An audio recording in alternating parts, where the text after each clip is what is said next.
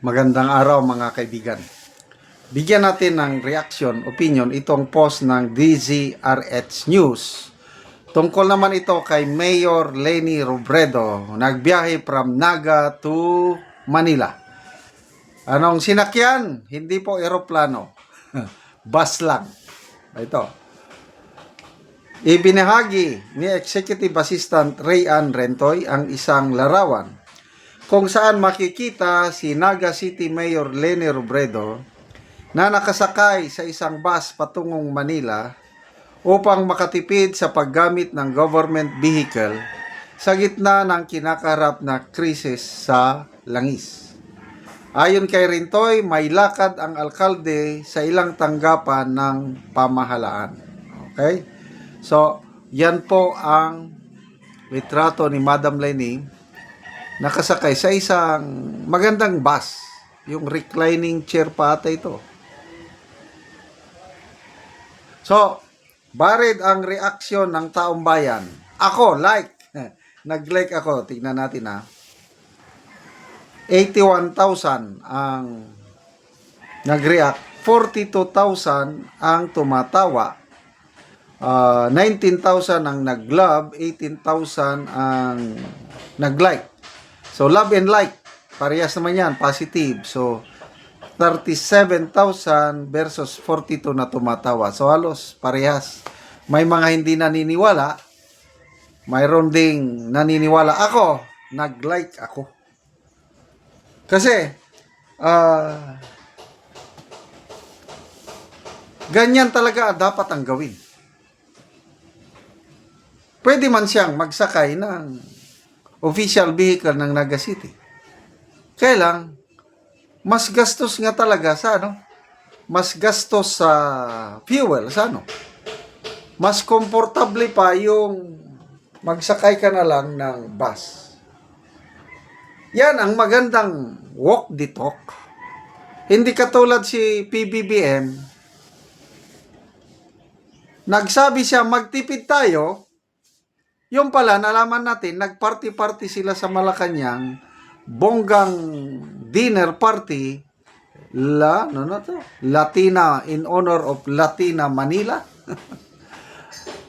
Pagkatapos, nagbiyahe na naman siya sa New York, gumastos ng milyones, nag-charter ng dalawang private aircraft, bumayad tayo ng 31 million daw bawat eroplano, di 62 million yun. Plus mga pagkain, hotel at iba pa, di tumataginting 100 million. Anong na-achieve niya doon sa UN? To me, wala. Sayang-sayang lating gastos. So, the president is not walking his talk. Marunong lang talagang magsalita. Mas bilib pa ako dito kay Mayor Leni Robredo. Sayang. Anong sabi niya nun? Ang sinungaling sa simula, VP Leni, sabi niya nung kampanya ang sinungaling sa simula ay sinungaling din sa kahuli-hulian.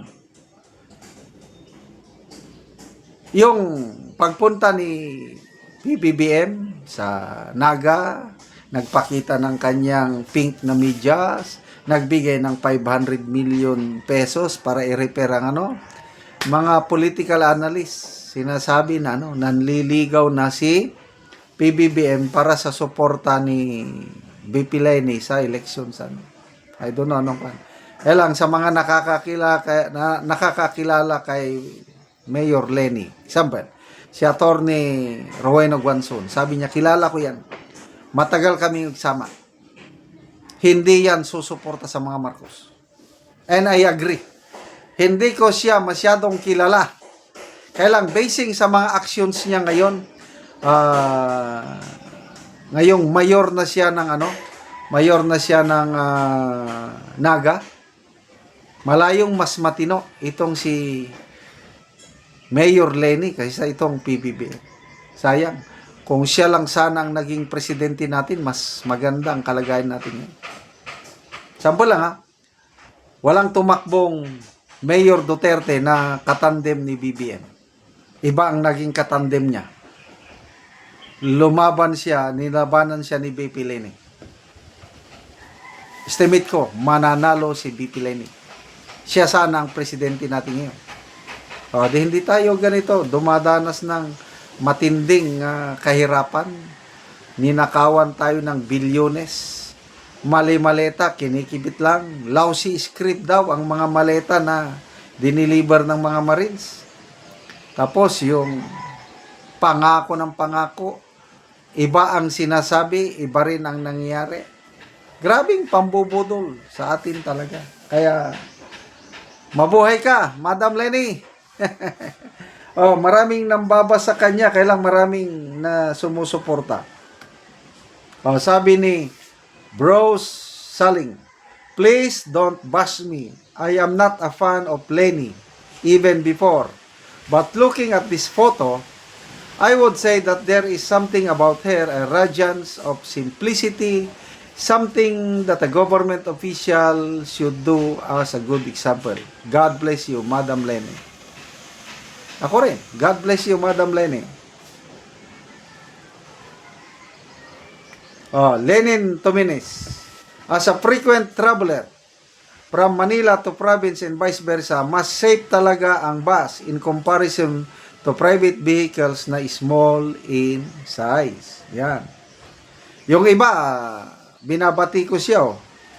Best Actress, sabi ni Gold Leo TV. Exclusive din sakay sa bus. Ha ha ha. Ayan Morales, untroubled, placid, peaceful, and strong. Yes! Hindi nasusukat ang tapang sa pagmumura. Very election material, photo ops. Sabi naman ni Trillanes, ni-reject na ni Mayor Leni yung offer na tatakbo siyang presidente sa 2028. According to Trillanes, dalawa na lang pinagpipilian nila, either Bam Aquino or Rizal Tiveros. Kaya hindi ako naniniwala na photo ops pang eleksyon ito, kasi wala siyang planong, naniniwala ko hindi na siya tatakbo sa national election. She will spend more time sa Naga, which is a far better choice than joining national elections. Salamat mga kaibigan sa inyong pagsubaybay sa ating channel.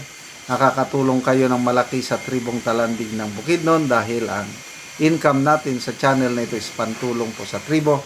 Namimigay tayo ng libreng yero at pako para makapagpatayo sila ng mas maayos na tirahan. Panoorin nyo ang video na ito.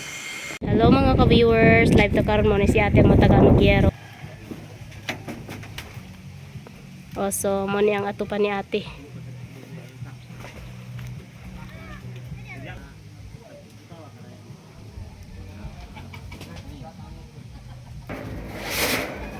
Ginoon man ko. Dami kap. Bubusang bay.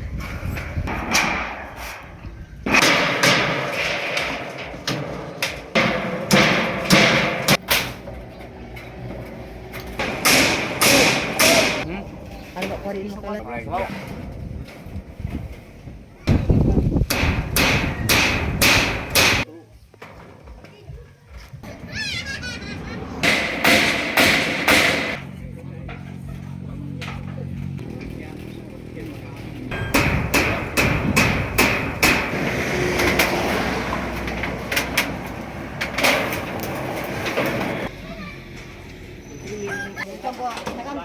Babak. Ano na gansang kan sipet sa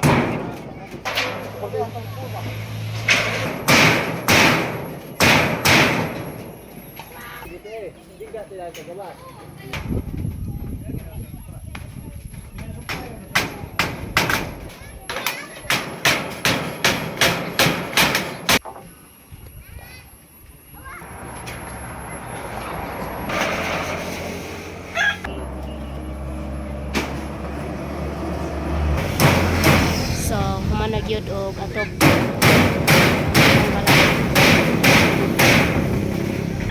ug karon natin sa imong masulti nga nahumana og atop ang inyong balay. Tao sin, ta nakapakay dagay duha abo dai ta balay dai ita. Oh. Ano, limang ka. So pila na imong edad ite? 39 naman gud. 39, so na kay anak. Balay. Na kay anak. Naa. So sa pila ka bukas walo. So aya pagid mo nakaatop sa inyong balay sa inyong abuhan lugar ni ninyo. Abuhan na. So mo lang abuhan nila ate ilang gihimo. So dako kayong kasalamat. Sige te, salamat po.